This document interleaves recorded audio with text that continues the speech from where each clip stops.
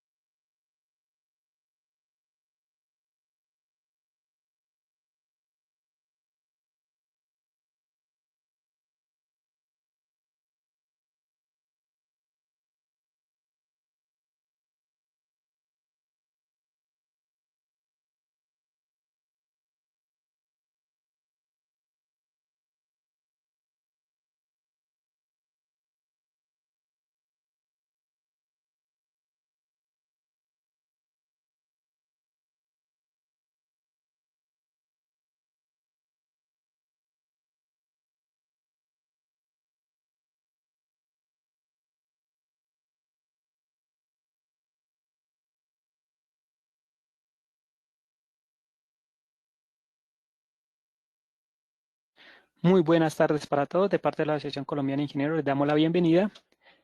Invitamos al ingeniero Sebastián Giraldo. Ingeniero Sebastián, en este momento lo podemos escuchar. Bienvenido de parte de ASIEN y gracias por estar con nosotros, ingeniero.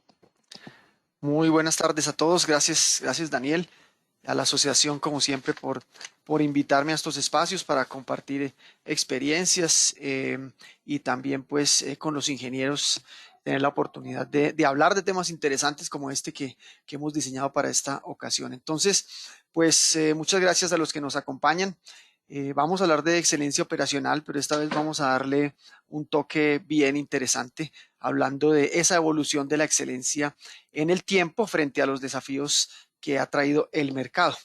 Eh, pues ya de pronto algunos me conocen, esta no es la primera vez que hacemos una sesión con la asociación, entonces de pronto algunos han estado en conferencias anteriores, pero bueno, me presento para algunos. Hace ya varios años que he estado trabajando en la industria, en empresas de alimentos inicialmente, donde desde las diferentes áreas de la cadena de abastecimiento, pues estuve trabajando, aprendiendo y conociendo cómo es el mundo de la industria. Y me encuentro con este camino de la mejora continua y la excelencia operacional. Y entonces, pues han sido ya varias las empresas, varios los los aprendizajes y desde hace 6 años estoy trabajando como consultor en excelencia operacional para una compañía que se llama Performance Solutions by Milliken, que es una empresa americana. Pues mucho de ese conocimiento de mejora continua, pues lo tuve trabajando en la industria desde hace muchos años y me gusta mostrar esta fotografía. Hice TPM mucho tiempo dentro del grupo Nutresa en el negocio de helados. Ahí realmente aprendí todo esto de compañía de las otras empresas del grupo.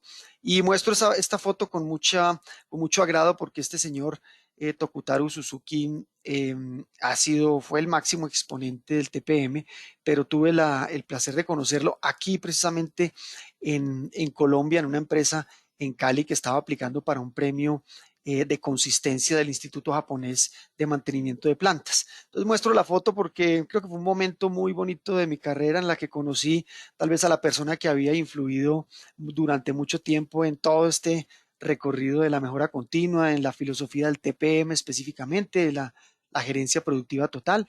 Y me gusta la fotografía porque el señor Suzuki, eh, pues, basó mucho de su conocimiento en las industrias de proceso. Él viene y acompaña aquí una empresa en Cali, en Colombia, eh, para esa aplicación de premio y sale bastante contento después de su visita y muy orgulloso de lo que los colombianos habían hecho en la industria colombiana que que él visitó. Esa empresa pues es uno de los muy buenos exponentes en Colombia del TPM, pero lo que me gusta es que fue un TPM hecho en Colombia por colombianos y validado por quienes lo diseñaron. Entonces, pues siempre es grato mostrar que aquí también podemos hacer muy bien todas estas prácticas de excelencia. Entonces, por esto comparto la fotografía. Me gusta también cuando tengo la oportunidad de enseñar con los estudiantes de algunas universidades y compartir, como en este caso, pues con los interesados, con las personas que están en el medio, hablar sobre mejora continua, hablar sobre TPM, excelencia operacional y demás. Esto realmente ha sido un viaje. Yo creo que a lo largo de estos años han sido muchos los aprendizajes. Creo que es una búsqueda que nunca termina. Y creo que en mi caso, pues he tenido como varias etapas en las que he ido entendiendo de qué se trata esto de la excelencia operacional, de la mejora y cómo se van como integrando los conceptos, las necesidades de las empresas y la evolución en el tiempo. Les muestro esta fotografía hace ya varios años, la primera vez que tuve la oportunidad de viajar al Japón, a hacer un curso de producción más limpia. Yo realmente me inscribí en este curso, un curso de 6 meses. Yo no estaba muy seguro de qué era lo que iba a ir a conocer al Japón. Me inscribí porque me gustó el hecho de poder viajar a través de una beca que el gobierno japonés ofreció, hablar de producción más limpia. Me voy a Japón 6 meses. Conozco los conceptos de producción más limpia, la manera en que los japoneses lograron evolucionar hacia una industria que cuidara el medio ambiente, que ese es básicamente el concepto. Pero los japoneses tienen algo bastante mágico en la manera en que reciben a sus visitantes. Es que pues le muestran su industria, les muestran su empresa, les muestran cómo hacen las cosas, cómo gerencian sus organizaciones, pero le muestran la cultura y lo enamoran a uno de la manera en que ellos trabajan como pueblo, como país, como sociedad. Y parte de ese aprendizaje de esos 6 meses es que mucho del éxito de las compañías japonesas que visité, muchísimas de muchos sectores, estaba en esa cultura japonesa, esa cultura por el beneficio grupal en lugar del beneficio individual, por esa disciplina, por esa manera, digamos, de respetar a las personas en las empresas, por muchas filosofías de su historia y de su idiosincrasia. Entonces, de ese primer viaje yo me vengo con esta idea de que la excelencia en las compañías dependía de esa cultura y que la razón por la que esas compañías eran excelentes estaba en la cultura que tenía el país. Entonces fue, digamos, mi primera lección. Ahí me traigo digamos, muchos aprendizajes de métodos y demás, pero sobre todo de por qué funcionaba en Japón gracias a esa cultura. Vuelvo después con más curiosidad por seguir aprendiendo en el año 2009, ya un curso un poco más corto, pero ya más enfocado en la gerencia de operaciones y producción. En ese curso tengo la oportunidad de conocer muchas plantas del sector automotriz, entre ellas la que más me gustó fue obviamente una planta que se llama Tsutsumi, una planta muy avanzada en un pueblo que se llama Toyotashi, que es básicamente un pueblo que vive alrededor de la industria automotriz y de esta planta. Pero pues allá recuerdo muy bien que la visita, pues este era el grupo que fuimos, pero nos contaban que más o menos unos 120,000 visitantes llegaban a esa planta al año. O sea, prácticamente hay un tour diario recibiendo personas para conocer la planta y le muestran a uno como le muestran a cualquiera que quiere conocer la operación, le muestran la planta, le muestran los procesos, le muestran la fábrica y las líneas de ensamble, le muestran y le explican los métodos, le explican cómo han llegado a ese nivel de excelencia, esa sinfonía, digamos, de metodologías que funcionan al tiempo. Y ahí pues quedo sorprendido de ver todas esas prácticas japonesas que había visto y aprendido en Colombia, y ahí estaban las 5S, el TPM, el justo a tiempo, estaban los pokayokes, estaban los Kanban, estaba todo eso. eh, y me vine entonces con la idea de ese segundo viaje de que lo que había hecho excelentes a las empresas japonesas era el método. Y eran los métodos y eran digamos, las herramientas de mejora asociadas a esos métodos. Dije, con razón les funciona. O sea, una cultura y unos métodos que ellos mismos han diseñado, pues tiene todo el sentido de funcionar.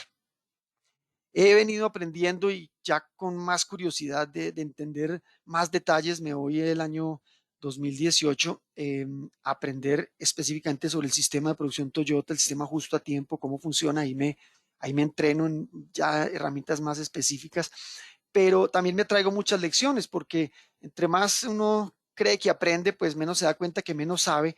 Y estas personas que realmente tienen un conocimiento pues vastísimo en esto, le resuelven a uno muchas dudas técnicas, pero otras no tan técnicas. Y una de mis inquietudes era cómo han hecho para que esto les funcione siempre y les funcione tan bien, porque estos fueron métodos inventados hace muchos años y siguen siendo pioneros en ellos.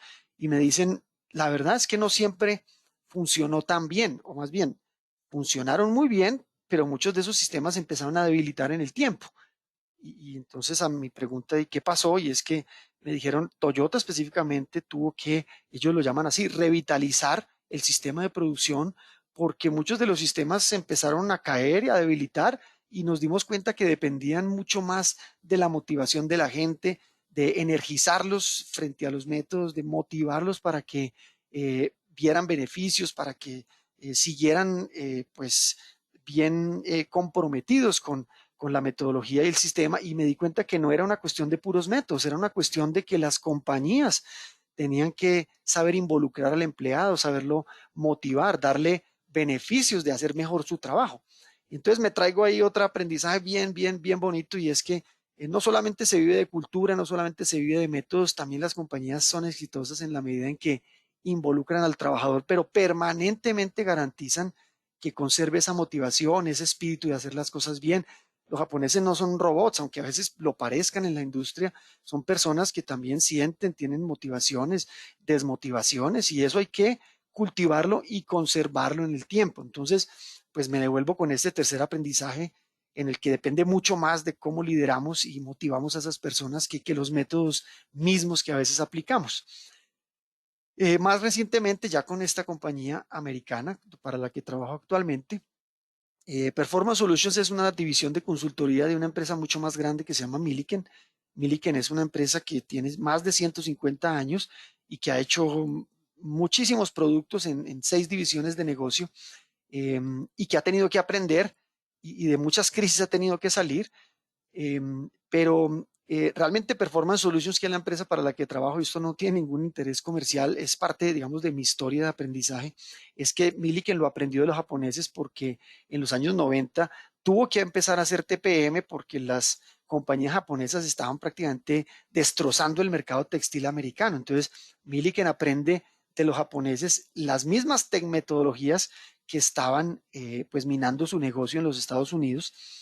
Mm, Ahí, pues, digamos que se hace muy fuerte la compañía en metodologías basadas en métodos japoneses como el TPM, y ahí nacemos nosotros como compañía consultora hace más de 13 años. Pero cuando voy allá a recibir mi curso de entrenamiento en el MPS, que es el Milliken Production System o Performance System, que es cómo operan las plantas de Milliken, me doy cuenta en el curso cuando terminamos. Recuerdo una anécdota bien especial, y es que el director de la división de consultoría nos entrega un cheque. Conservo el cheque como una experiencia bien interesante. Nos entrega un cheque, yo pensé que me estaban bonificando ya de entrada, y me doy cuenta que el cheque no tenía pesos, sino que tenía unas caritas felices. Y entonces, pues, le preguntamos qué pasaba, que el cheque estaba como falso. Y entonces pues, director nos da una lección en ese momento y nos dice, ustedes cuando hagan consultorías, ustedes tienen que saber que así como este cheque tiene caritas felices y no pesos, es que el retorno de las inversiones en los clientes siempre tiene que verse en dólares y no en caritas felices. Obviamente es importante la motivación, la cultura y el método, pero ¿qué buscan las empresas al final? Un resultado. Y la excelencia está en el resultado. Por eso es que buscamos no el método, sino la excelencia, y la excelencia se mide en resultados. Y aquí entonces voy entrando en el tema de hoy, es que finalmente el resultado de una compañía es cuando gana en el mercado. Y ganar significa crecer el negocio, sostener los clientes, tener sostenibilidad en el tiempo. Eso es ganar. Y realmente los resultados que buscamos en las compañías a través de la seguridad, de la calidad, de las entregas, de todos estos indicadores, es mantenernos vivos en el mercado en el que estamos actuando, y seguir creciendo. Entonces ahí me llevé una lección adicional, y es la cultura es importante, los métodos son importantes, la motivación de la gente es importante, pero al final quien nos cobra y al quien le rendimos las cuentas es al cliente y es al mercado que estamos atendiendo y mantenernos ganadores ese mercado es al final el resultado que busca toda compañía. Muy bien, entonces quería pues hacer esa pequeña introducción contando parte de mi historia y el aprendizaje y por qué llegamos hasta acá. Y es la importancia hoy más que nunca de atender el mercado de manera exitosa y evolucionar en mejora continua como el mercado nos lo esté pidiendo. Entonces, aquí voy a contar una historia que puede ser muy larga, pero voy a tratar de contarla tan efectivamente como pueda, porque hay mucho detrás de esa historia, son más de 200 años de historia, pero hay que contarla porque vamos a ver que a medida que la historia evoluciona, el mercado cambia, los métodos de mejoramiento continuo también han ido evolucionando desde que obviamente las máquinas empezaron a hacer labores humanas, pasando por los primeros métodos de estandarización de componentes en las máquinas de tejido de algodón y en el armamento de la industria militar. Era importante la estandarización de las piezas porque eso ahorraba tiempo, porque eso ahorraba repuestos, porque eso obviamente hacía mucho más efectiva la operación de una fábrica o de una guerra. Entonces, fueron creciendo las metodologías a medida que el mercado y la situación del mundo iba cambiando. Aquí nace lo que llamamos la administración científica y por eso esta charla se llama del Taylorismo al agilismo y es que venimos de esas primeras iniciativas de estandarizar la industria, de medir los métodos, de medir los tiempos, de medir los movimientos de las personas, de estandarizar las operaciones, de reconocer el trabajo, de hablar de tiempos de ciclo. Esto se llamó administración científica y fueron los primeros pinos de lo que hoy conocemos un poco como la ingeniería industrial. Pues esos aprendizajes, si se quiere, científicos de las operaciones, fueron aprovechados muy bien por el señor Henry Ford y entonces este caballero coge esos métodos, los aplica a la necesidad del mercado en ese momento, que era pues la industria automotriz, que en ese momento era muy incipiente, en ese tiempo un vehículo era costosísimo, eran más de $1,000 de precios de la época. El señor Henry Ford pone los métodos de Taylor en las líneas de montaje americanas. Él logra bajar el costo del vehículo en menos de 20 años de $850 a $250, o sea que lo hizo accesible a la mayoría, asequible a la mayoría de la población. Y con eso él logró explotar un mercado que llamamos un océano azul de un producto que era privilegio de muy pocos, él lo popularizó. Había un mercado y él aprovechó las reducciones de costos, las eficiencias de procesos.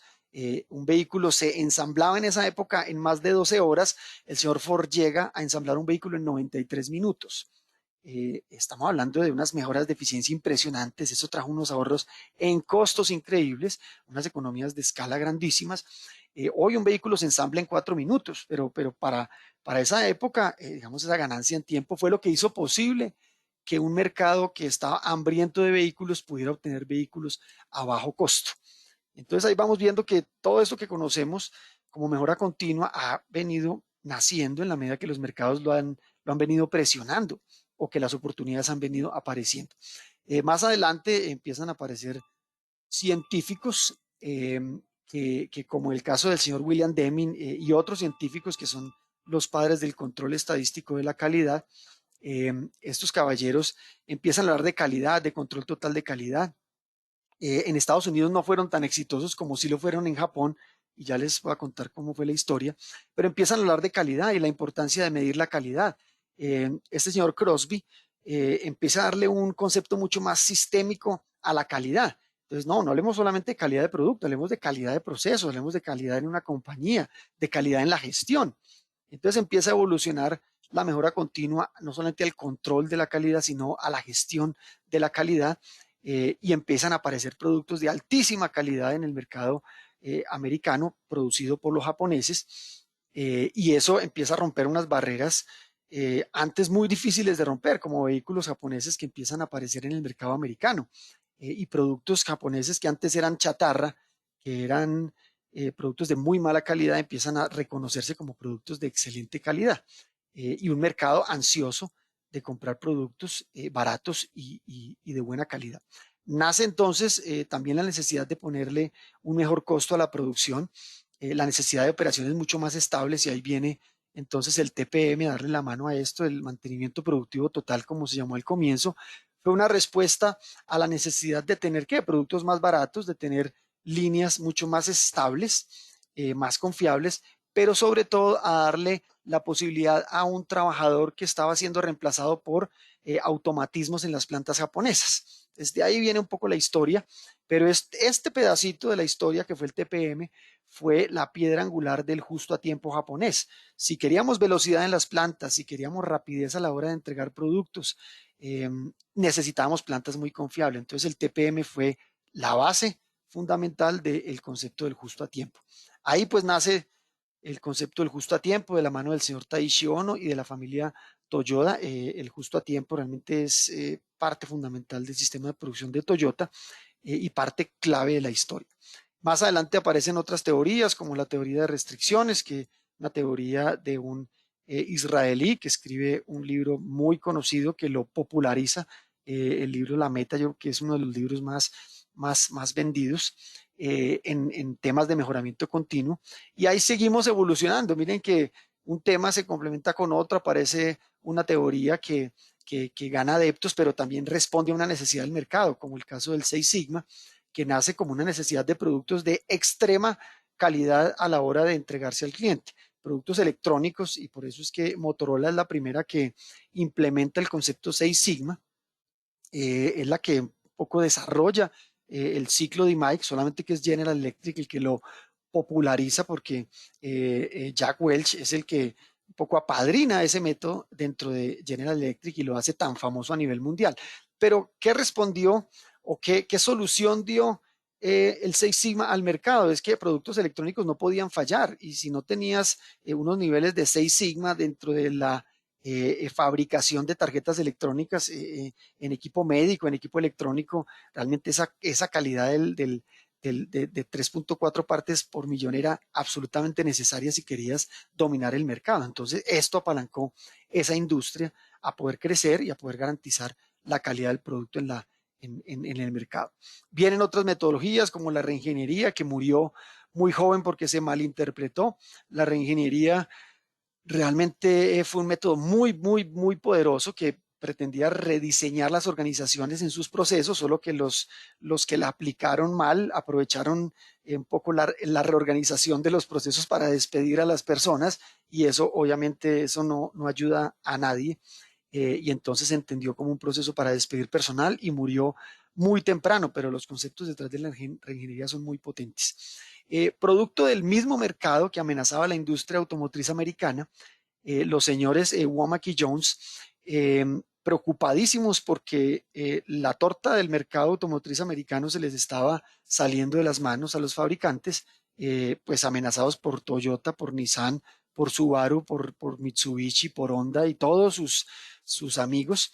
Estos señores del MIT se van a Japón a entender los modelos japoneses de productividad y vuelven a Estados Unidos diciendo, estos señores nos van a destruir. El sistema japonés justo a tiempo es lo que está garantizando el nivel de calidad, el nivel de entregas y el nivel de eficiencia y de costo. Entonces, estos amigos escriben este libro, La máquina que cambia el mundo, y con ese libro, pues empiezan a introducir el concepto de Lean Manufacturing en la industria automotriz americana, y eso honestamente es lo que salva a la industria automotriz americana, pues de terminar destruida por los vehículos japoneses y los vehículos coreanos que ya estaban haciendo hace mucho tiempo estos métodos. Muy bien. Y pues esta historia continúa, entonces pues a esto han venido apareciéndole combinaciones interesantes del Six Sigma, del Lean Manufacturing, del TPM, y yo creo que esto no va a terminar, hay fusiones de metodologías, ya vamos a entender un poco por qué se van fusionando, pero quería pues abarcar algo de toda esta historia de la mejora continua, porque aquí ya en esta gráfica vemos todos esos años en una sola fotografía. Y entonces, si aquí me permite este resaltador, voy a poner aquí mi láser. Entonces, miren la historia resumida. Eh, no pretendo que ustedes lean esta pequeñísima letra, pero yo les voy contando la historia. Esta es un poco la necesidad del mercado que dispara el método. Empieza el señor Taylor y Ford a producir, obviamente jalados, ¿por qué? por la necesidad de bajar los precios, de vender todo lo que hubiera, todo lo que fuera posible. Por eso la máxima famosa del señor Ford es, pues, escoja el color que quiera siempre y cuando sea negro. Entonces ellos solamente hacían un vehículo de color negro porque eso era lo más eficiente que se podía hacer, porque todo lo que producían se vendía. Era un mercado del vendedor, no del comprador. Poco a poco aparecen los conceptos del slowismo que vienen haciendo parte de General Motors, que es el competidor directo de Ford, que dice, no señor, ¿por qué van a ser todos negros? ¿Y por qué solamente el modelo T? ¿Y por qué no ofrecemos pues vehículos deportivos? ¿Y por qué no ofrecemos utilitarios? ¿Y por qué no ofrecemos vehículos para diferentes terrenos? Ahí empieza General Motors a ofrecer variedad. Entonces, mira, aparece competencia en el mercado, aparecen variaciones del producto. Obviamente esto pues le cambia la vuelta completamente al señor Ford, que tiene que empezar a competir con otros productos igualmente. Se vuelve el mercado del comprador. ¿Qué quiere decir? Yo puedo escoger, yo defino el producto que quiero. Entonces eso hace más complejas a los métodos dentro de las compañías. Viene un poco aquí en adelante algo todavía más exigente, que es la customización y la velocidad. Customización es que yo quiero también un producto variado, pero lo quiero específico y lo quiero con este cambiecito y lo quiero sin esto. Me gusta esta tapicería, me gusta de este color, a mí me gusta más alto, a mí me gusta más pequeño, a mí me gusta con este panel. Esa customización complica mucho más el negocio, porque usted también no solamente tiene que ofrecer variedad, sino detalles en esa variedad. Tiempos de vida de producto más cortos. Antes un modelo, y no estoy hablando solo de vehículos, un modelo, un producto en el mercado duraba muchos años. Esos tiempos de vida de los productos empezaron a reducirse radicalmente y eso empezó a exigir a las compañías mayor flexibilidad a la hora de cambiar entre diferentes tipologías de productos, a innovar más rápido. Entonces, miren que cuando el mercado empieza a hablar por tendencias nuevas, por exigencias de diversificación, de tecnología, de flexibilidad, empiezan a aparecer otras metodologías que empiezan a acompañar esas exigencias de mercado. Entonces, mire, aquí están el TPM, el 6 Sigma, las que hablamos, la teoría de restricciones, empiezan a aparecer juntas. ¿Por qué? Porque cada una ofrece algo, porque cada uno garantiza una ventaja competitiva nueva. Y entonces, en la medida en que estos mercados se han puesto más exigentes, las metodologías han ido evolucionando y ofreciendo soluciones. Hoy, el problema no es solamente que los consumidores quieran vehículos sostenibles o productos sostenibles, que quieran customización o detalles en los productos, personalización. No solamente es que ya hoy estamos hablando de lo que implica redes sociales en esto, ¿cierto? Sino que nos hemos vuelto mucho más vulnerables, más variables en nuestros deseos como consumidores. Entonces, no solamente es que queremos que nos ofrezcan diferentes tipos de productos, es que los queremos ya y hoy queremos una cosa y mañana otra.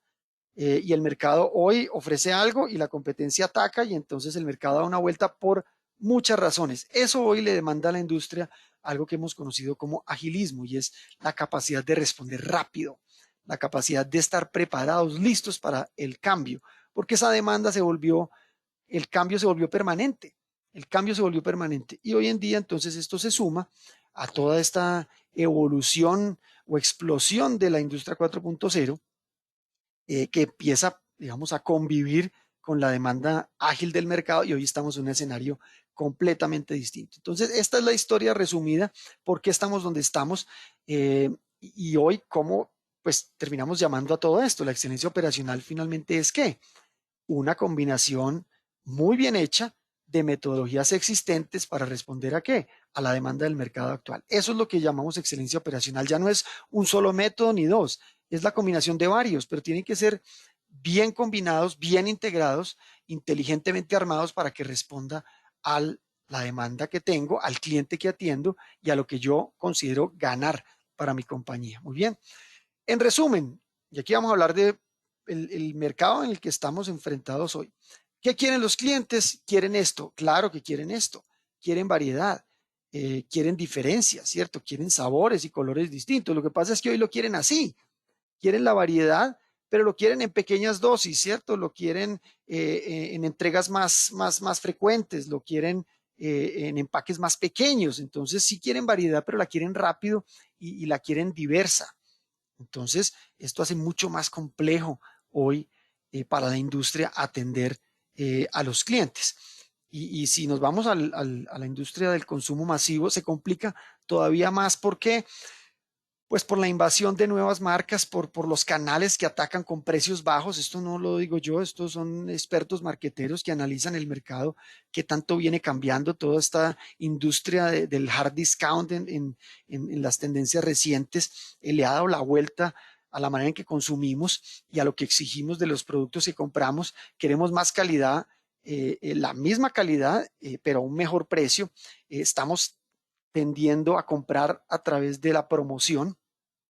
Los márgenes de las empresas son más reducidos y hay N categorías nuevas que empiezan a competir con nuestros productos.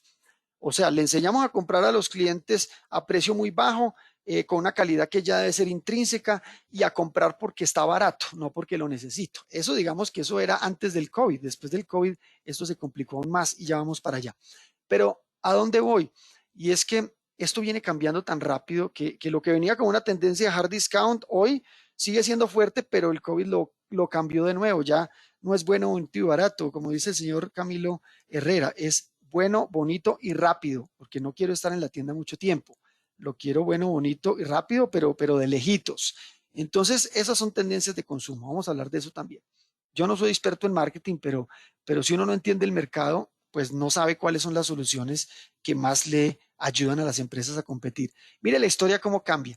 Los productos Postobón, o más bien, los productos Coca-Cola los hacía Postobón en Colombia. Esto fue hace muchísimos años, pero es parte de esa historia curiosa en Colombia. Pero de Postobón a hacer Coca-Cola en la marca hace muchísimos años, pasa Postobón a hacer sus marcas, pero hoy en día lo curioso es que el 52% de las marcas que hace Postobón no son gaseosas, son otro tipo de bebidas, son otro tipo de ofertas de productos, porque el mercado ya cambió y está, la tendencia puede ser XY, productos más naturales, productos más base a productos de té, etcétera, etcétera. Entonces, es energizante, es todo lo que ustedes ven ahí, pero esto va dando la vuelta en el tiempo y esto exige que seamos capaces de responder a esa velocidad.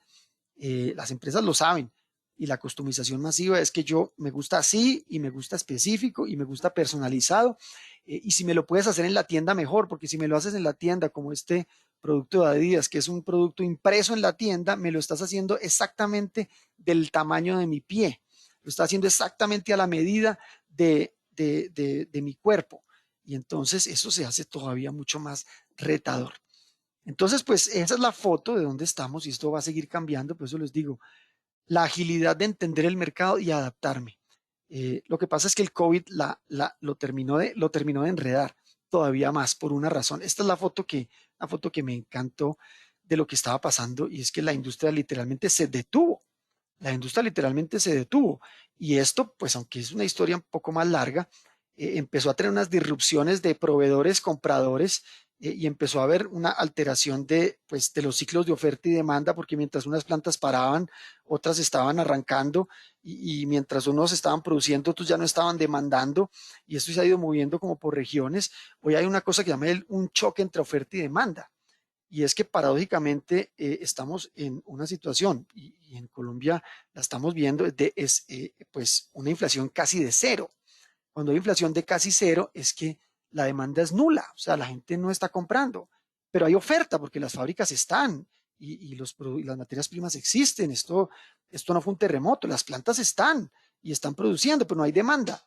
Entonces, pero habrá demanda, y días como el COVID Friday, como algunos lo bautizaron, jala la demanda, pero esos son picos de demanda, y entonces ese escenario sí que no nos lo esperábamos. Es un escenario que, como dicen aquí grandes consultoras, no hemos terminado de entender y no vamos a terminar de entender todavía, porque no sabemos hasta cuándo va a durar ni cuáles son las consecuencias que va a tener. Por eso hacer forecast hoy de demanda es tan complejo, porque esto no es fácil de adivinar. Mañana nos vuelven a encerrar y otra vez el mercado se resiente.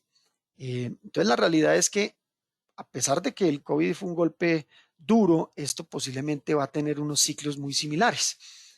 Lo peor es que veníamos preparados para una cosa completamente distinta. O sea, la cadena de abastecimiento pre-COVID era súper flexible porque empezamos a desarrollar una cantidad de niveles de producción de lo que llamamos los tier, y es cuando un proveedor le compra a otro proveedor y a otro proveedor, y al final hay muchas escalas entre el cliente y el proveedor. Es muy especializada, una planta que hace un tornillo, una planta que hace un empaque, una planta que hace una tapa.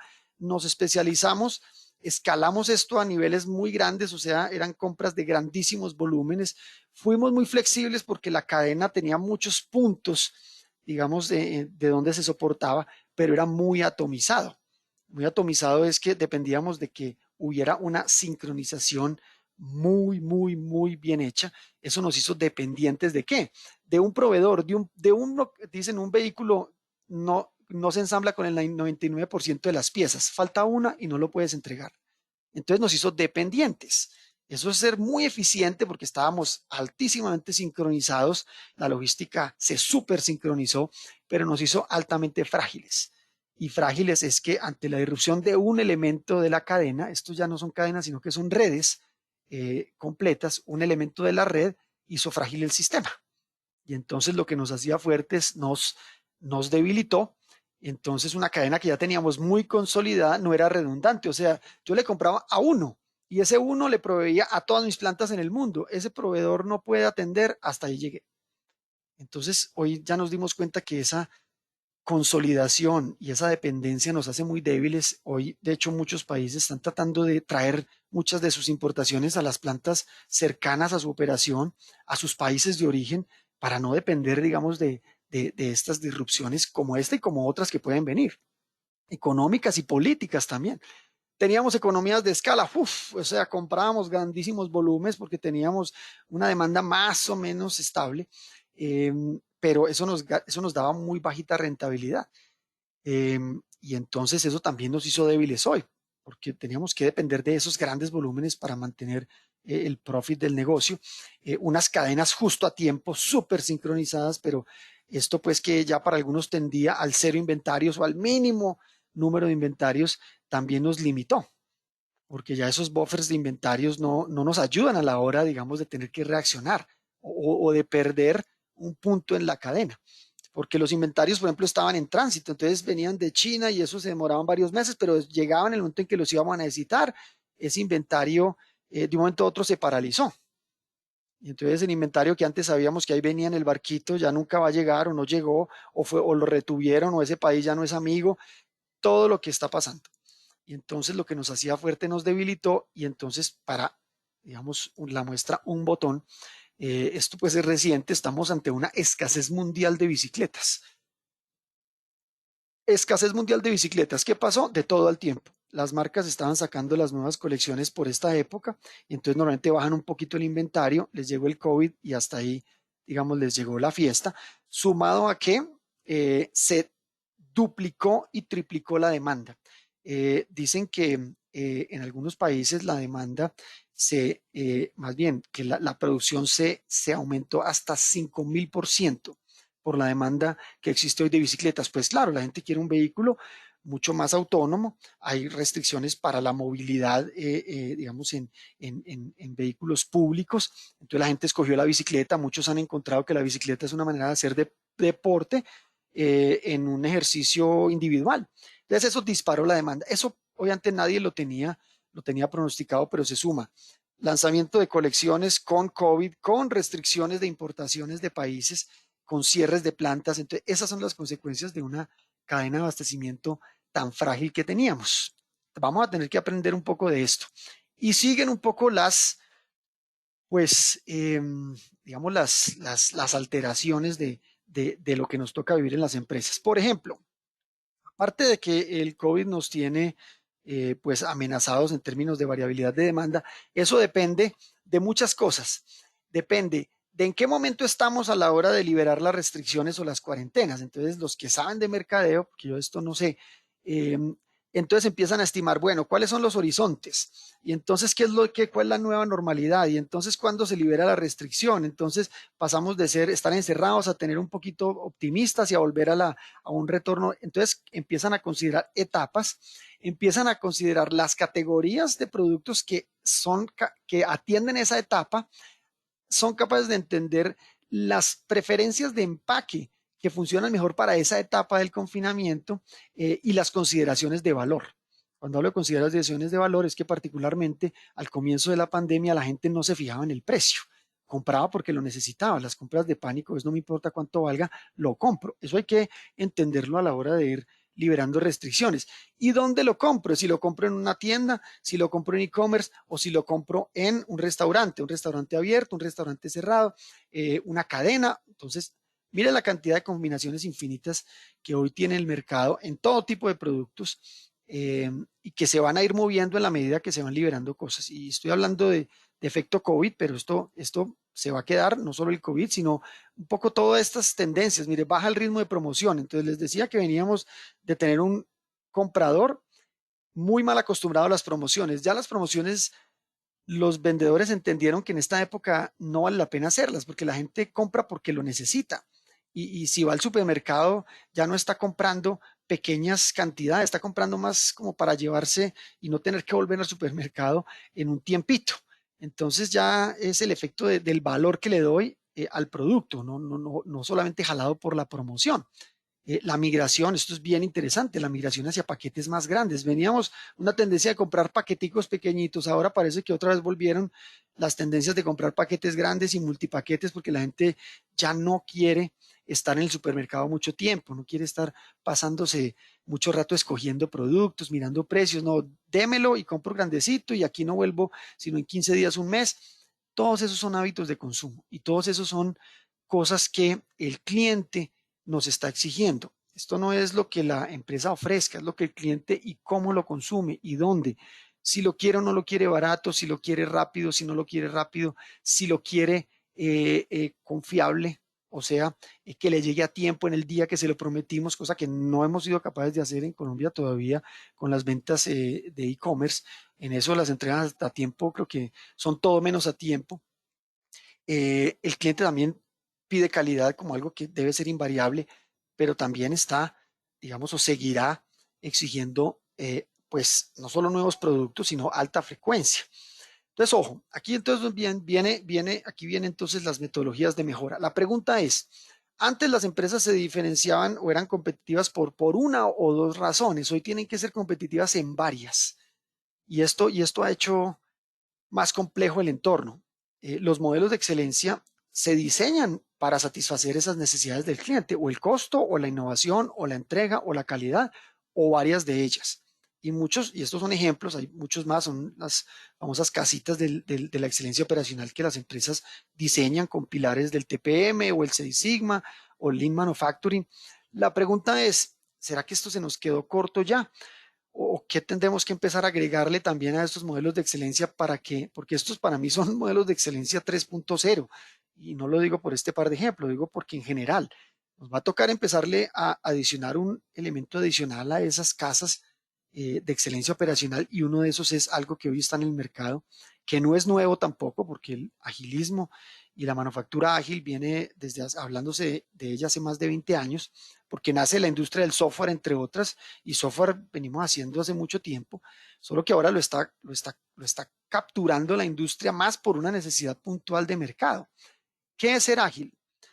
Y aquí la definición creo que tiene mucho que ver con lo que estamos hablando. Es ser capaz de sobrevivir en condiciones de cambio impredecible, porque hoy es muy difícil, casi imposible predecir las vueltas que da el mercado.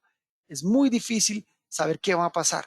Entonces necesito reaccionar rápido y estar tan ágilmente preparado a esos cambios que me permita, ¿cierto?, desarrollar la maestría de cambiar rápido, la maestría de ser flexible, la maestría, ¿cierto?, de reaccionar ante lo incierto, no quedarme bloqueado y ante la complejidad y la ambigüedad. Entonces, ser ágil hoy es una condición que las compañías tienen que empezar a adaptar. Como les digo, esto de hecho nace de la industria del software por muchas razones de cómo se desarrollaban los paquetes de software en el tiempo y cómo se empezaron a desarrollar hoy.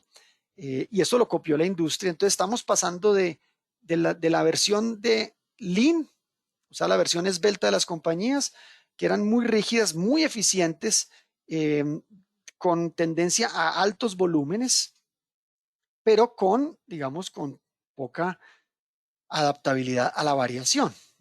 Entonces, hoy realmente las metodologías Lean, que estaban diseñadas para poca variación, para altos volúmenes, son buenas porque nos ayuda a mantener un poco el recurso de la manera óptima, en términos de costos, en términos de velocidad, pero hoy tenemos que ser muy buenos manejando el recurso, muy eficientes haciendo lo que hacemos, pero tenemos que ser mucho más ágiles a la hora de reaccionar. Entonces, el ejemplo aquí, Lean es como flaco y ágil es como fit. Entonces, el que está flaco, sí, tiene los recursos mínimos que necesita, funciona de manera, digamos, muy esbelta, pero hoy tenemos que estar ágiles, o sea, ese es el tipo atlético, es el tipo ágil que cuando le toca moverse se mueve rápido.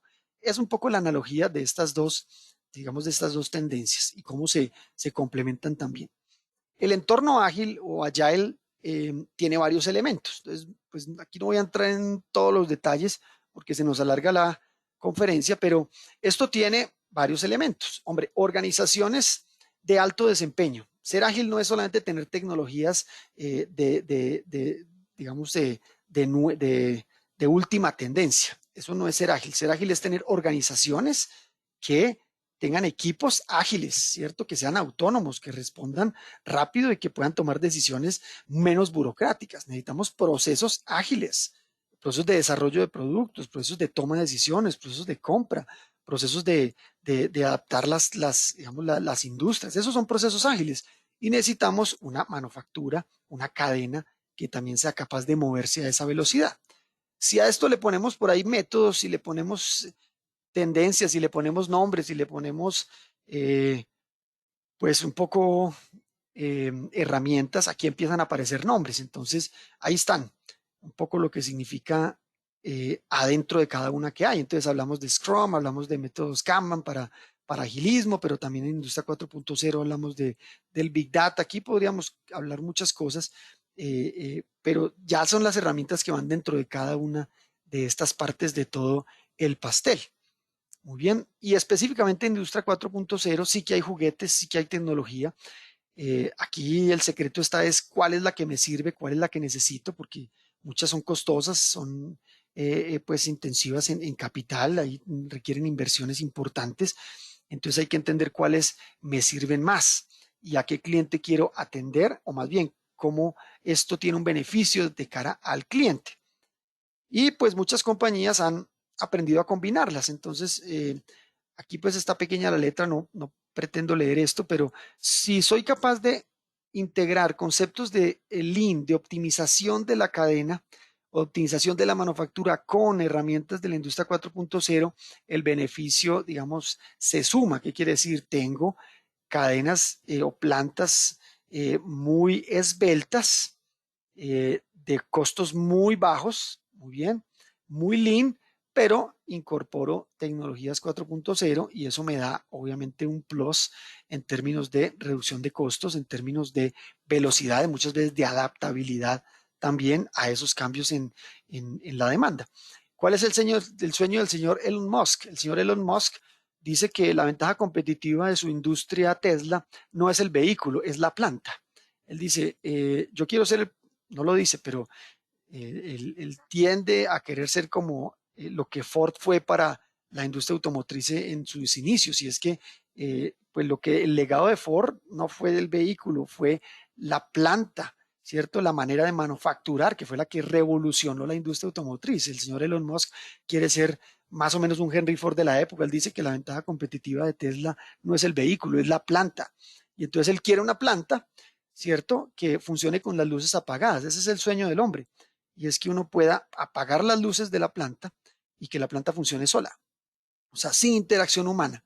¿Qué quiere decir? Que la planta se adapte al mercado, lea las tendencias de mercado, ajuste la operación, ajuste los materiales, la producción, produzca solita, ¿cierto? La interacción humana tendrá mucho más que ver con el diseño, la programación y seguramente la intervención de las plataformas, más que digamos, dentro de la operación. Ese es un sueño que tiene el hombre. Vamos a ver si se le cumple.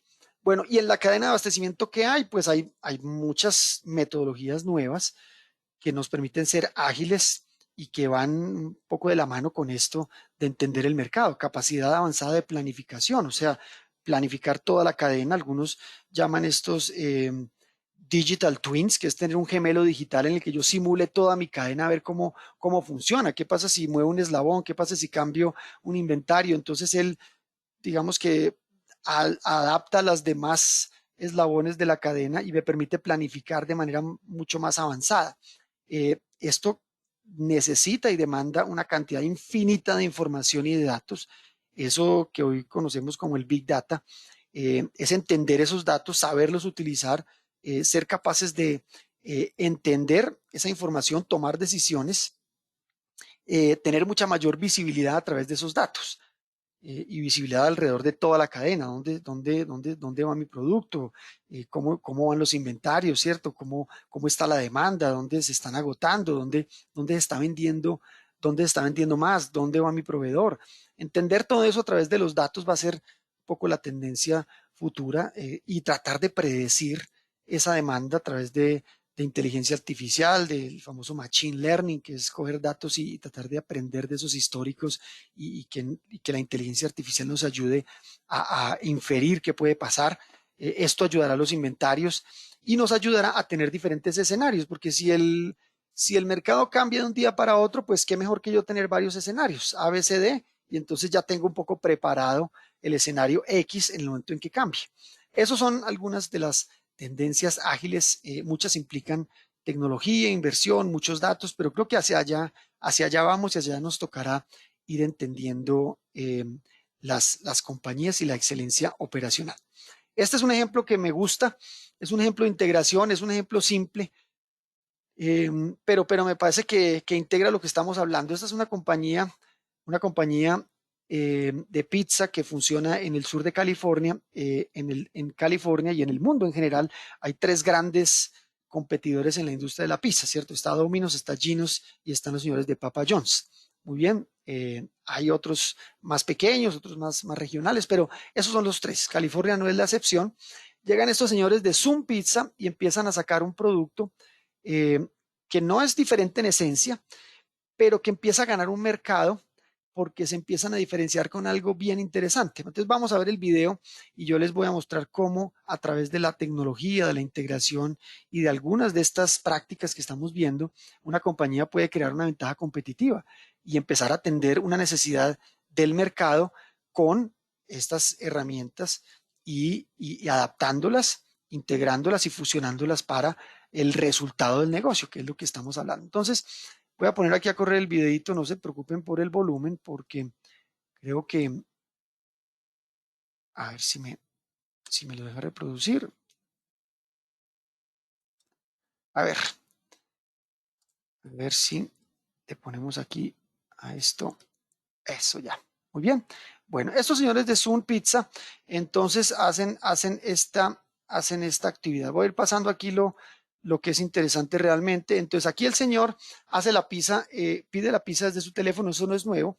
Lo que es interesante es que la manera en que el algoritmo empieza a tomar, a entender la demanda en esta aplicación es que él empieza a predecir cuáles van a ser los insumos que necesita la pizzería con la información de sus compradores, pero con la historia que ha tenido los pedidos. O sea, él ya tiene preparados a través de muchas cantidades de datos cuáles son, digamos, los pedidos que van a haber. Entonces sabe por área cuáles son los pedidos, cuáles son los tipos de pizza que más se piden en una zona un martes.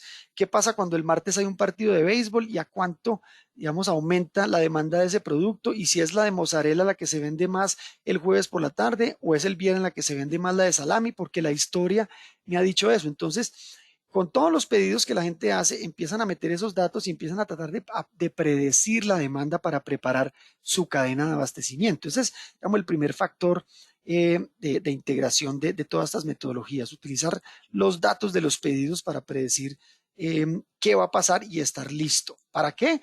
Para ganar tiempo de entrega. Entonces, ¿qué necesito para ganar tiempo de entrega? Tener más o menos una predicción de la demanda, ¿cierto? Preparar mis materiales, mis insumos, tener los proveedores listos, preparados. Aquí estos señores entonces empiezan a hacer su pizza, ayudada también por algunos robots, por algunas cadenas de ensamble, de montaje de sus pizzas. ¿Eso qué ayuda?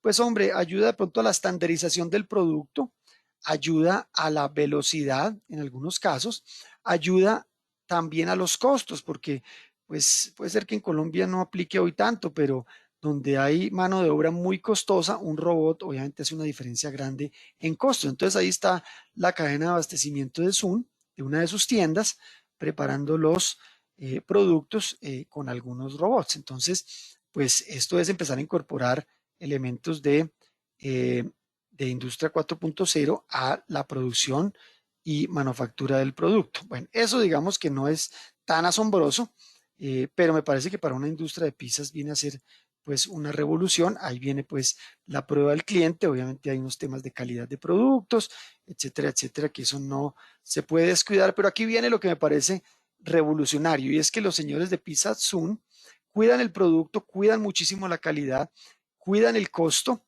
pero están empezando a revolucionar el mercado con algo que posiblemente les haga la gran diferencia y es lo que ellos llaman cocinar la pizza en el camión. Entonces, por una parte, ellos a través de, pues, digamos, inteligencia artificial, escogen las mejores rutas para llegar lo más rápido al cliente, pero aquí se me fue el cursor. Vamos a tratar de volver acá y ya me voy a adelantar aquí otra vez. Esta es la parte que me gusta más porque aquí está la revolución. Este camioncito que estos amigos de Zoom Pizza tienen y que están probando, ahí vamos a ver cuándo llega. Ese camioncito lo que pretende es que la pizza se prepare en el momento en que está siendo llevada al cliente. Entonces, el vehículo va a dar una ventaja bien importante y es que no solamente acorta los tiempos de entrega, sino que cuando usted reciba su pizza le va a llegar absolutamente fresca porque ahí sí, como dicen, la pizza va a salir del horno a la puerta del cliente. Entonces, esto se ve todavía más interesante, más retador, pero esto es integrar realmente, innovar en la operación de digamos, de un producto muy conocido, pero utilizando metodologías, tecnología, utilizando grandes cantidades de datos y atendiendo lo que les digo, las demandas de los nuevos mercados que hoy exigen mayor velocidad y mucha más variedad. Muy bien, entonces vamos a rematar nuestra conferencia con estos últimos mensajes que son bien importantes. Y es que agilismo sumado a manufactura esbelta, a todas estas metodologías de la excelencia operacional, necesitan consideraciones importantes. Una es que siempre habrá un lado humano en todo esto. Entonces, grandes cantidades de datos, por más inteligencia artificial que existe, siempre al final el ser humano tendrá una parte importante de la decisión, de la integración de esa información. Entonces, el lado humano siempre estará presente en todo esto de la evolución. No significa que entonces vamos a desplazar los trabajos de las personas, por el contrario, tenemos que ser capaces de desarrollar los puestos de trabajo que tenemos hoy para la era digital que viene. Entonces, el trabajo no se va a acabar, lo que tienes que es transformarse a otra cosa. Y ahí el lado humano va a ser importante. Si usted no actualiza a sus técnicos, sus operadores, ¿cierto? Sus vendedores, a su equipo de planeación. Obviamente de nada le sirve tener la mejor tecnología sin personas que la sepan utilizar, o que la sepan programar, o que la sepan configurar, o que la sepan entender o aprovechar. Entonces, bien importante. Segundo, que los datos me permitan entender las pérdidas de mi negocio. Entonces, pues ya vemos unos datos que sirven para predecir demanda, para entender un poco el mercado, eso está muy bien, pero muchos de esos datos me permiten entender hoy dónde tengo problemas en el costo, dónde soy ineficiente, dónde desperdicio, dónde tengo tiempos muertos, dónde no respondo ágilmente, dónde esas son pérdidas y los datos me tienen que permitir en el futuro entender dónde hay pérdidas para que las metodologías existentes me ayuden a eliminarlas. Muy bien, entonces va a ser bien importante aprender a utilizar esta información. Involucre a la gente, entonces hablamos del lado humano, pero hablamos de que involucrar a la gente en el día a día es que las ideas de las personas son supremamente valiosas en la operación, en la venta, en la logística. Realmente las personas muchas veces son los que tienen el contacto final con el cliente. Ese muchacho que le entrega a uno el domicilio es el que al final le da la cara al cliente, el resto nadie lo ve a uno. Esa persona seguramente es capaz de capturar información, la persona que te entrega, que te recibe la llamada, esas son las personas que realmente tienen el contacto con el cliente, que pueden escuchar el cliente, la necesidad que tienen puntual. Eso todavía las máquinas no lo han aprendido a recoger. Ahí es donde el involucramiento del personal se hace más importante. Siempre, siempre conexión con la estrategia del negocio. Y entonces la tecnología, los métodos, la excelencia operacional tiene que ser un vehículo para que las empresas logren su estrategia y ganen en el mercado. Esto siempre, siempre va a ser importante. La gestión diaria en la operación, esto no me canso de repetirlo, es que al final el soldado eh, que está frente un poco a la trinchera, que es el que está al frente del fusil, es el que sabe cómo actuar. Ese soldado que está ahí viendo al enemigo a los ojos es el que sabe qué decisión tomar. Y la gestión diaria es eso, en la operación, en la logística, en las ventas. Ese soldado que es el que está ahí en el piso, en el terreno, que a veces no tiene el rango, pero es el que tiene el arma, ese soldado es el que sabe qué hacer, es el que sabe si atacar, si disparar, qué cambiar, qué ajustar. Entonces, a veces pensamos que la tecnología y los métodos lo solucionan todo. Al final son las personas los que toman la decisión si lo hacen con calidad o lo hacen sin calidad, si lo hacen con desperdicio o lo hacen sin desperdicio, si lo hacen seguro o lo hacen inseguro. La gestión diaria ayuda a conectar a la gente con los métodos, con las decisiones, con la estrategia, con su opinión y con su experiencia. Y por último, es que antes de agilizar, antes de digitalizar, antes de innovar en estrategias de Industria 4.0 y agilismo, lo primero es tener buenos procesos, buenos procesos. Dicen que un mal proceso acaba con toda buena persona todas las veces. O sea, por más buena que sea una persona, un mal proceso siempre se la lleva por delante. Entonces no se trata de automatizar el desperdicio ni digitalizar las pérdidas, no, al contrario, buenos procesos, buenos sistemas, cuando reciben tecnología y metodologías de la industria 4.0, pues obviamente se optimizan, se hacen mucho más eficientes, pero lo primero es la base, los procesos y los sistemas fundamentales de las compañías. Muy bien, bueno, espero no haberlos aburrido ni haberme alargado mucho. Con esto quería pues cerrar mi exposición, hablar de metodologías, de excelencia operacional, de mercado, de exigencias de clientes y de cómo esto hoy nos está dando un poco la oportunidad de repensar la manera como hacemos la excelencia en nuestras empresas. Muy bien, pues Daniel, si todavía hay personas escuchándome, démosle paso entonces a algunas preguntas, algunas inquietudes y comentarios, ¿por qué no? Aquí les dejo de fondo mis contactos para que sigamos discutiendo, ampliemos la conversación, pero entonces démosle paso a las preguntas, Daniel, por favor, adelante. Claro, ingeniero, sí nos están escuchando aún. Excelente. Tenemos una consulta del ingeniero Juan Martín. ¿Cuál, Sebastián, cuál grande es la brecha tecnológica de Sudamérica? ¿Quién debe impulsar el cambio?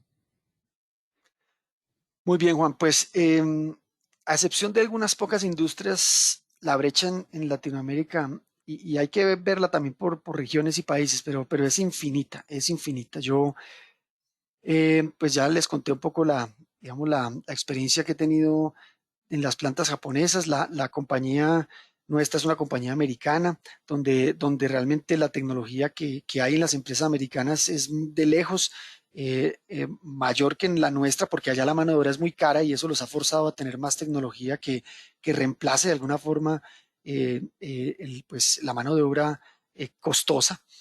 Pero si uno se viene a México y la mayoría de mis clientes hoy están en México, allá hay unas excelentes empresas que obviamente han adaptado muchísima tecnología a pesar de la mano de obra barata de México, que es una de sus ventajas competitivas.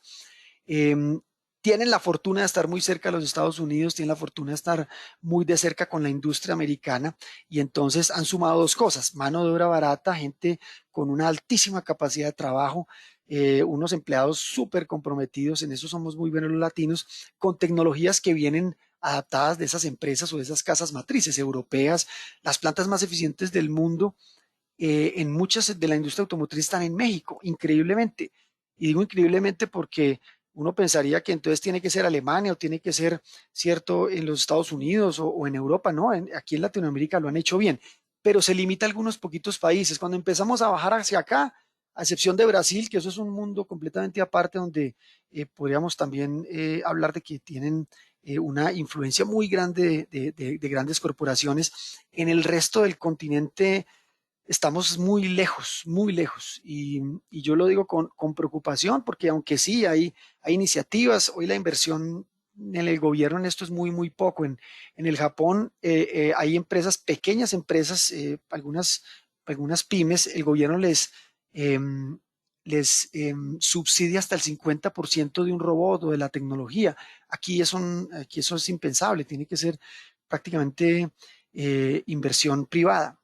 Entonces, sí estamos lejos, no estamos desconociendo que tenemos esa necesidad, pero creo que sí nos falta mucho y la idea es un poco preocuparnos para ponernos al día. Sumado a que tenemos un tema fuerte de desindustrialización en nuestro país, que eso obviamente no ayuda, porque cuando hay un fenómeno de industrialización, crecimiento industrial, pues vienen las tecnologías, vienen las inversiones, pero si al contrario las empresas están extinguiendo, pues obviamente las inversiones en las empresas son menores y en ese sector igualmente. Entonces sí creo que estamos todavía un poquito lejos, a excepción de México y Brasil, que son, digamos, pues tienen otras ventajas comparativas. Adelante, Daniel, con otra pregunta y muchas gracias, Juan, por Claro, por la inquietud. tenemos al ingeniero José David. Ingeniero Sebastián, dentro de su experiencia, ¿cuál ha sido el mayor obstáculo para crear o consolidar la excelencia operacional? ¿La gerencia con la toma de decisiones y el análisis de riesgos? ¿El personal de la planta? ¿El personal que tenga la experiencia para implementar? ¿Las máquinas?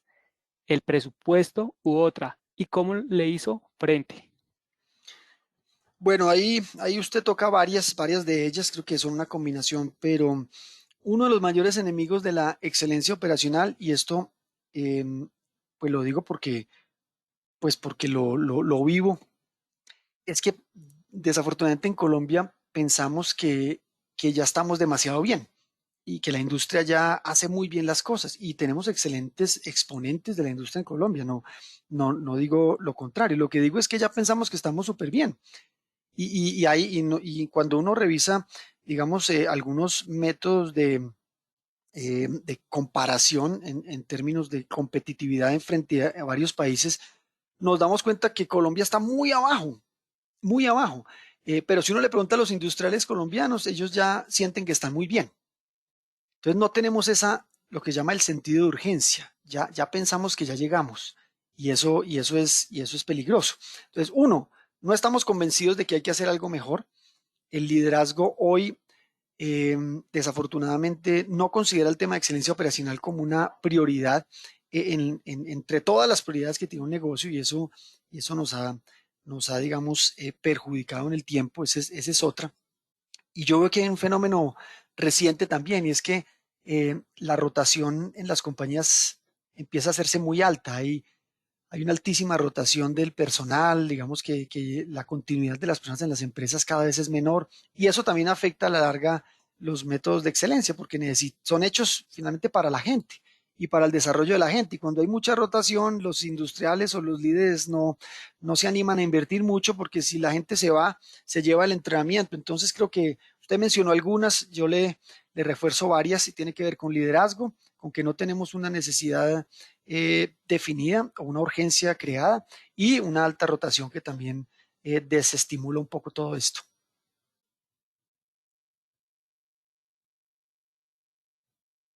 Tenemos una consulta del ingeniero Danilo Andrés Correa. Para la industria 4.0, ¿las herramientas Lean 3.0 logran evolucionar a 4.0? Eh, yo creo que más que una evolución va a ser como en parte una transformación y en parte una integración y una adaptación. Yo creo que las metodologías Lean van a seguir vigentes por mucho tiempo porque tienen una razón de ser y un propósito muy potente, y es hacer lo que hay que hacer en el tiempo, en la calidad y en la cantidad correcta, con el recurso, con el mínimo recurso necesario, y eso siempre va a ser una exigencia de la industria. Hacer más con menos, ser esbeltos, pero sin que eso nos haga rígidos. Entonces yo creo que puede ser que el Lean no se transforme en la industria 4.0. Lo que quiero decir es que el Lean se complemente con estas tendencias de agilismo, industria 4.0, para fortalecer algo que ya es bueno. Y ese, el concepto de ser esbeltos, de no tener desperdicios, de evitar las actividades que no agregan valor, eso siempre vamos a necesitarlo, solo que hoy hay que complementar esa práctica con la agilidad y la respuesta rápida a los cambios del mercado. Muchas gracias por la pregunta. Tenemos una pregunta también del ingeniero Álvaro Flores. ¿Qué estrategias se deben implementar en una organización para mejorar la cultura del agilismo? Muy bien. Bueno, estrategias hay varias, pero la primera es que la compañía lo tenga dentro de su visión estratégica. Quiere decir que no hago, la estrategia no es ser ágil, ¿cierto? No, la estrategia es crecer, atender al cliente, vender más, ¿cierto? Desarrollar productos, esa es la estrategia. Pero si dentro de esa estrategia hay iniciativas de agilismo, de industria 4.0, entonces por ahí entendemos un poco la razón por la que pues tienen sentido en la industria. Entonces, no me vuelvo ágil porque quiero mostrarme ágil, no, es porque hay un cliente que está viendo el beneficio de eso. Entonces, por ahí es donde yo empezaría la estrategia, es qué quiere el mercado, hacia dónde va la compañía y qué metodologías ágiles me sirven, y empezar un poco a integrarlas a mi operación. Muy bien. Yo siempre defiendo que antes de tratar de implementar tecnología, tengo que tener procesos bien diseñados, buenos procesos de producción, buenos procesos de estándares, gente entrenada, muy bien, y esos procesos confiables, estables, con, digamos, pocas pérdidas, son muy susceptibles a incorporarles buenas tecnologías ágiles, porque es difícil ser ágil cuando, voy a poner una analogía de las palabras del Lean, es difícil ser ágil cuando estoy gordo, cuando estoy pesado. Una compañía que no es lean, que no es esbelta, es pesada. Entonces es difícil moverme cuando soy pesado, o sea, es difícil moverme cuando tengo muchos desperdicios, muchas ineficiencias, muchas pérdidas, muchos paros. Entonces primero hay que ser, ¿cierto? Un poco esbelto, botar esa grasita, y después ya me muevo a ser mucho más ágil. Aquí tengo, de hecho, usted que me toca el punto, mire, este es un muy buen libro, se llama Crear la organización FIT. Building the Fit Organization, uno de los libros que más me gusta, lo escribió un señor Daniel Markovits.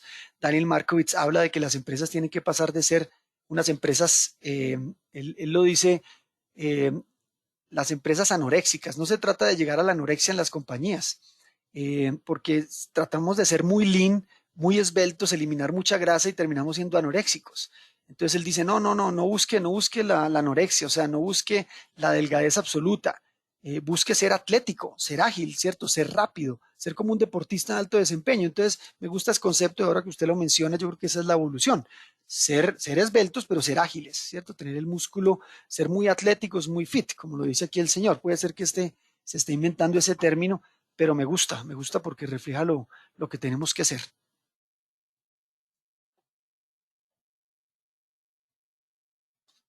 Tenemos una consulta del ingeniero Danilo Andrés Correa. Desde su experiencia implementando TPM o mejora continua, ¿cuál es la mejor estrategia para romper la resistencia al cambio y generar continuidad? Bueno, esa pregunta es una pregunta que recibo muchísimo, porque yo sé que quienes hacemos mejora continua, y Danilo, si usted está en ese viaje, seguramente está encontrando resistencia.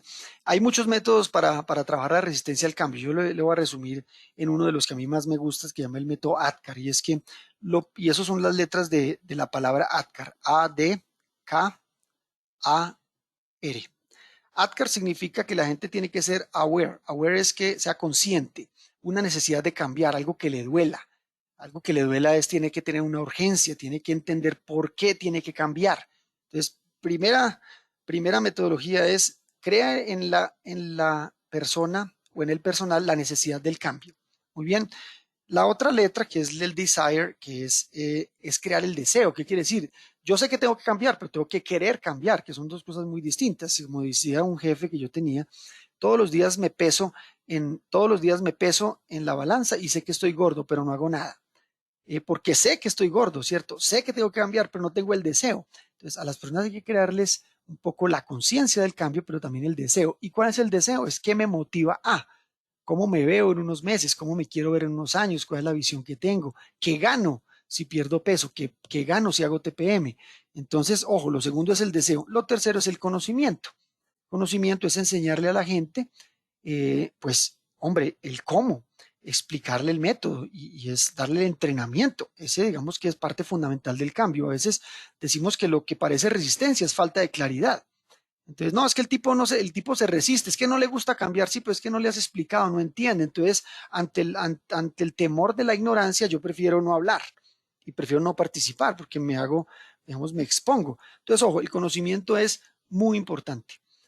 La A de la habilidad, la ability.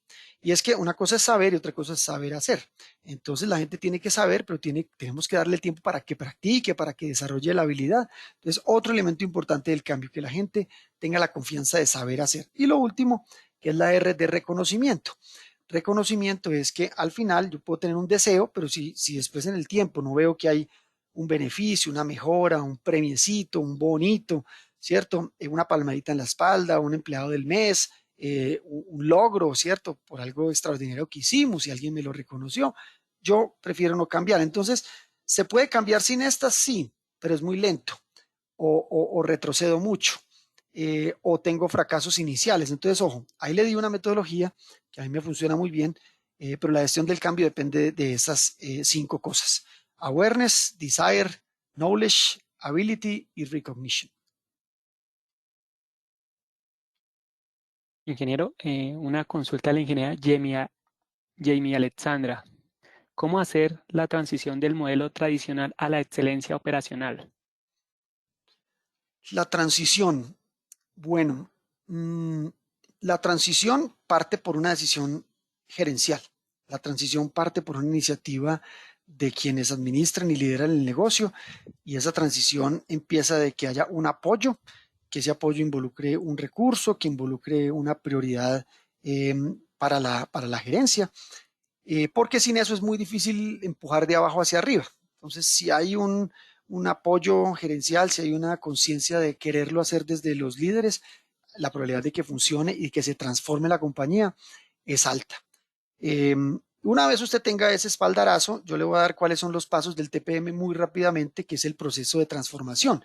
Entonces, tengo la declaración de que la gerencia me acompaña. Luego, entonces, entreno a las personas, a los líderes, qué es lo que vamos a hacer, cómo lo vamos a hacer, cuál es el plan. Muy bien, les explico un poquito cómo se come el método. Luego, armo la estructura. Armo la estructura es, bueno, quiénes van a qué roles van a cambiar, quiénes van a participar, cómo nos organizamos como equipo. Esa es la estructura. El otro paso es definir entonces cuáles van a ser los objetivos, las metas, cuáles van a ser los retos, cuáles son los indicadores, cómo lo vamos a medir, cómo se conecta con la estrategia del negocio. Y el último es hacer un plancito bien detallado de cómo vamos a ir paso a paso.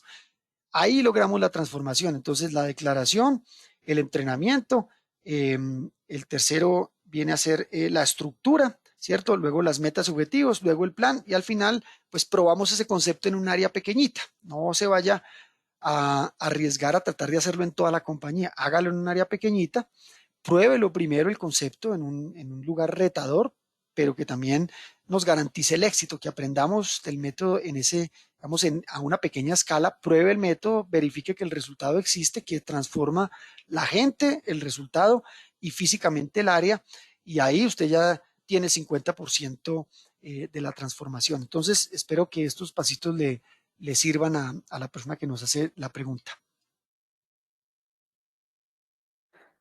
Sí, claro, ingeniero. Ingeniero, tenemos una consulta. El ingeniero Wilcher Rodríguez le da un gran saludo, ingeniero Sebastián.